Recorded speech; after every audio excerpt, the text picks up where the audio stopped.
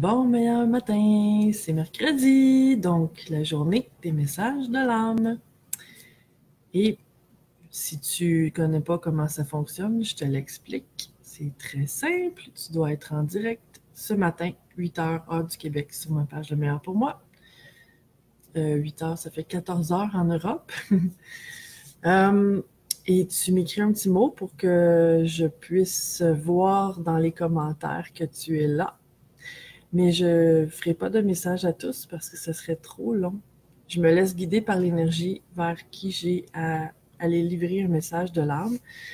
Et de toute façon, même si je nomme pas ton nom, écoute tous les messages quand même, peu importe si tu écoutes en direct ou en différé, parce que, eh bien, les messages de l'âme sont universels et c'est certain que tu vas en trouver qui correspondent à ce que tu vis et qui donnent une réponse ou un nouvel angle de vue à ta situation. Donc, bon matin, toutes les belles âmes. Commençons sans plus tarder. Je vais aller voir ma belle Christelle ce matin. Bon matin, Christelle. Qu'est-ce qu'on a pour toi? Je sens que comme dans ta vie, c'est comme si il y a une satisfaction de manière générale, mais il y a quelque chose, on dirait que un aspect de ta vie qui est un peu plus, je dirais pas nécessairement insatisfaisant, mais ça peut toucher ça aussi, mais qui te fatigue un peu par moment et que tu reviens comme si tu voulais amener des changements en sachant pas trop comment t'y prendre, quoi faire avec ça, et que j'ai l'impression, je sens que ça fait comme des années que tu travailles à amener cet aspect-là de ta vie au niveau où tu voudrais que ce soit. Et le message de ton âme, ma belle Christelle, c'est d'accepter l'imperfection, de un, parce que l'expérience humaine a été créée imparfaite et la recherche de perfection qu'on a nous mène à être toujours en quête de quelque chose d'autre. Et le message de ton âme, c'est vraiment aligné sur te concentrer sur ce qui va bien déjà. Et on peut toujours chercher à améliorer ce qui va moins bien, c'est certain. Mais en même temps, il y a qu'on a à accepter que rien sur cette terre, absolument rien, est parfait. Mais il y a aussi un autre aspect à ce message de ton âme-là, qui est de te ramener à toi plutôt que d'attendre que l'extérieur reflète ce que tu voudrais que ce soit. Et dans la conscience que tu as, tu es capable de faire ça. De regarder qu'est-ce qui en toi fait que tu te sens comme ça, avec ces attentes-là. Parce que ça parle d'attente pour toi ici. Et quand on a des attentes, c'est qu'on espère que l'extérieur vienne combler mon intérieur. Puis ça fonctionne jamais, ça. Donc, comment toi, tu peux combler toi-même cet espace intérieur-là dans lequel tu sens un vide ou une insatisfaction? C'est ce que je reçois pour toi, ma chère Christelle, ce matin. Bon matin à tous ceux qui sont arrivés en ligne ici ce matin. Vers qui je me sens tournée maintenant? Je vais aller voir Sylvie Leblanc. Bon matin, ma belle Sylvie. Qu'est-ce qu'on a pour toi? Ta vie, tu sais, l'image que j'en ai, c'est un peu comme si ta vie tournait autour d'un axe. Et cet axe-là, c'est ce qui te manque dans ta vie. Ce que ton âme te dit, Sylvie, c'est de focusser sur autre chose. Vraiment. De lâcher cet axe-là qui te rend... qui t'amène dans des frustrations, des incompréhensions. Il y a beaucoup, beaucoup d'incompréhensions. C'est comme si, dans ton énergie, ça disait, avec toutes les connaissances que j'ai, comment ça se fait que je ne suis pas arrivée, que j'arrive pas à défaire ce nœud-là. Mais dans la conscience, c'est pas le fait de savoir des choses qui changent grand-chose. C'est le fait d'appliquer ce qu'on sait. Et des fois, on n'a pas à comprendre quelque chose, on a à le sentir, à aller voir qu'est-ce qui se sent par rapport à ça. Et c'est ce que je reçois pour toi ici. Si tu lâches cet axe-là qui te rend malheureuse, qui te cause de l'insatisfaction et beaucoup d'incompréhension, en te concentrant sur la joie qu'il y a partout autour, dans ta vie, en toi, sauf, tu sais, c'est comme lâcher le focus sur ce qui manque. C'est vraiment ça, en fin de compte, le message. Et de te nourrir de tout ce qu'il y a autour qui peut te nourrir. De hausser ton énergie vers la joie. Et de sortir de cette énergie de manque-là. Parce que ce pivot-là de ta vie, qui est ce qui manque, ça prend tellement de place que ça affecte tout le reste. Ça fait comme polluer tout le reste qui va bien de cette énergie de manque-là. Comme si, tant que j'ai pas ça, tout le reste, ça sert à quoi? Il me faut ça, ça me prend ça. Et tant que j'ai pas ça, je peux pas continuer à être bien, tu sais, je peux pas être bien, je suis en manque. Donc, c'est le message que je reçois pour toi, ma chère Sylvie. Qui je vais voir maintenant? Je fais un petit survol. Je vais aller voir Daniel Place. Bon matin, Daniel. Qu'est-ce qu'on a pour toi ce matin? Il y a, il y a un vent. Il y a un vent que je sens qui entre dans ta vie, qui essaie de bouger des choses, mais toi, on dirait que tu as les deux pieds collés à terre et que tu n'oses pas trop laisser ce vent-là changer tant de choses. Mais la vie te pousse. La vie te pousse à accueillir ces changements-là. Donc, le message de ton âme, Daniel, c'est de t'ouvrir. Simplement t'ouvrir. S'il y a une chose que tu as à te rappeler dans tes journées ou à appliquer en ce moment, du moins, c'est de t'ouvrir. Tu sais, ça revient au lâcher-prise. C'est de t'ouvrir à recevoir et accueillir, peu importe ce qui cherche à s'amener dans ta vie. Il y a cette espèce de mouvement-là qui est en branle dans ta vie et que tu sens et que tu perçois et que tu vois, mais c'est comme si il y a des parties de toi qui cherchent à s'accrocher à ce qui était là avant, qui était sécurisant, à ce passé que tu connais. Puis comme, je ne sais pas si j'ai envie d'ouvrir à autre chose. Tu sais, ça va bien, ça allait bien, mais la vie te pousse. Et c'est vraiment ça le message de ton âme, Daniel. C'est de te décrisper un peu, de te laisser aller un peu, à t'abandonner, à regarder ce qu'il y a pour toi là-dedans, tranquillement, doucement, sans te brusquer, parce que dans ton énergie, pour toi, les choses ont besoin de se placer doucement, lentement, progressivement, pas brusquement.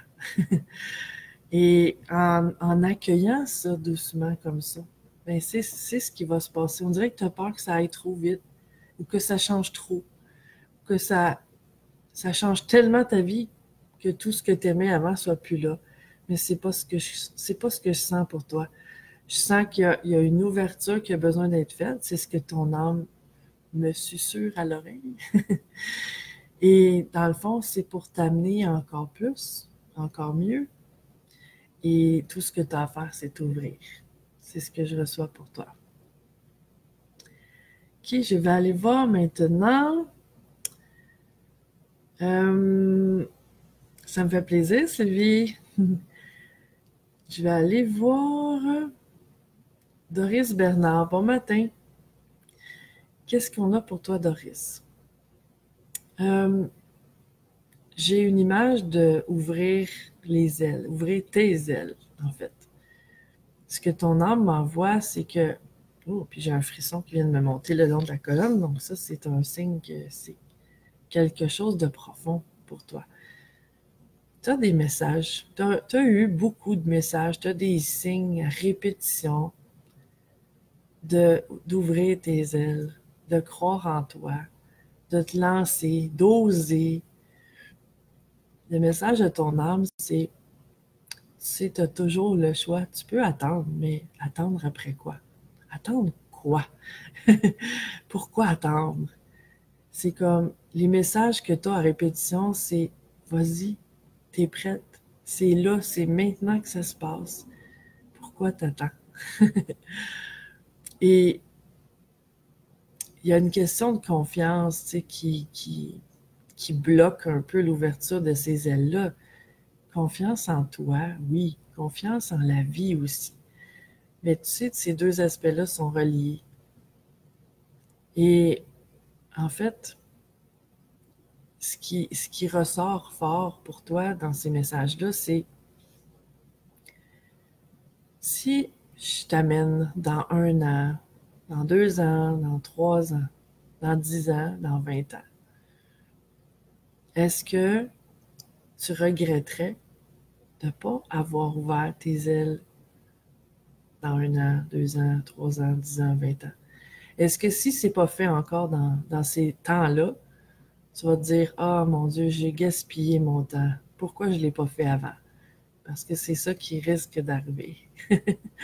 Parce que ça fait déjà un bout de temps que c'est là, que ça pousse à l'intérieur de toi.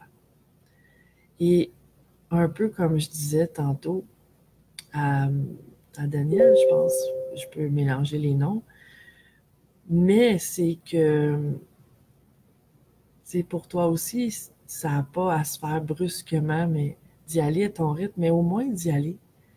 C'est vraiment ce qui ressort dans ton message, Doris. C'est vas-y, ose. Ça fait longtemps que tu es prête. Il reste juste à faire le pas. Voilà pour toi. Qui je vais aller voir maintenant? Roxane qui dit c'est pas des messages qui me sont directement adressés, mais ça me parle tellement, c'est fou, merci. Ben, ça me fait plaisir, mais c'est comme ça que ça fonctionne, les messages de l'âme. Et ça me fait plaisir pour toi aussi, Daniel. Qui je vais aller voir maintenant? Je vais aller voir Lorraine, avec qui j'ai bien rigolé hier. Qu'est-ce qu'on a pour toi, Lorraine? Il y a quelque chose dans ta vie, Lorraine, que je sens statique, qui est là, qui est solide, qui ne bouge pas. Et en même temps, on dirait que ton besoin de faire évoluer les choses te fait questionner sur cet aspect-là de ta vie. Le message que j'ai pour toi ressemble beaucoup au premier message que j'ai donné. Je ne me rappelle plus à qui, quand ça passe, c'est fini. Je canalise, puis c'est fini, je passe à autre chose après. Mais peut-être de réécouter le premier message que j'ai donné tantôt, quand je mettrai la vidéo en ligne, où je disais, tu sais que dans ce monde, rien n'est parfait. Et si quelque chose va bien, oui, je peux chercher à l'améliorer, c'est sûr. Mais en même temps, si ça va bien, pourquoi je voudrais que ça change tant que ça? En fait, le message pour toi est un petit peu différent de ce premier message-là que je parlais. Parce que pour toi, c'est vraiment de considérer que cet aspect-là de ta vie te convient bien, en fait. Qu'il y a des parties de toi, il y a des parties de nous qui doutent, hein, qui posent des questions reliées au mental, c'est relié à notre ego, à nos blessures, à nos peurs, à toutes nos programmations. Qu'est-ce qu'il faut que ce soit? Et non pas qu'est-ce que je sens qu'il faudrait que ce soit pour moi. Peu importe comment j'ai appris qu'il fallait que ce soit. Peu importe comment les autres vivent aussi. Ça se peut que je vive quelque chose de différent, que d'autres personnes peuvent même me dire que, mon Dieu, moi, je ne vivrai jamais ça, mais que moi, ça me convient et que c'est parfait pour moi. Et que le fait que les autres questionnent ça, pourquoi ça me met en doute, en fin de compte? C'est ces parties-là de moi qui sont pas sûres d'elles, qui reposent encore sur l'opinion des autres, sur le regard des autres, pour se sentir solide. Et c'est comme de l'auto-sabotage, en fin de compte, de penser que ce que je vis, il faudrait que tout le monde soit d'accord, il faudrait que tout le monde euh, le valide. Moi, qu'est-ce que j'en pense? Comment je me sens là-dedans? Qu'est-ce que j'ai vraiment besoin dans ma vie et est-ce que ça correspond à ça? Et si la réponse est oui, peu importe ce que les gens vont en penser, en dire ou vont me refléter de leur peur, de leur blocage, de leur blessure, de leur vision du monde, est-ce que moi, ça me rejoint vraiment? Et d'apprendre à, dans le fond, me baser sur mes besoins à moi, qu'est-ce qui me convient à moi, et de bâtir ma vie sur ces bases-là. C'est ce que je reçois pour toi, ma chère Lorraine. Il y a cet aspect-là de ta vie qui te pose, tu sais, qui te fait poser des questions, mais il y a aussi que c'est pas pour rien que tu es dans une démarche de te détacher de ce que les autres disent, pensent et te reflètent de comment tu vis ta vie, de comment tu choisis d'être aussi. Donc, les gens n'ont pas à nous comprendre. Les gens n'ont pas à être en accord avec nous et avec ce qu'on est et avec ce qu'on fait. En autant que moi, je suis en accord avec ce que je suis et ce que je fais. En autant que moi, je suive mon alignement. Mais ça se peut que les autres ne le comprennent pas. Pas du tout même. Ça se peut qu'ils me jugent. Ça se peut qu'ils me rejettent. Mais les vrais, ceux qui m'aiment pour qui je suis et non pour ce que je leur apporte ou pas, ben ils vont suivre. Ils vont peut-être pas me comprendre, mais ils vont me supporter dans ce que je choisis de vivre, même s'ils ne sont pas en accord. C'est ça l'amour inconditionnel, c'est ça le respect.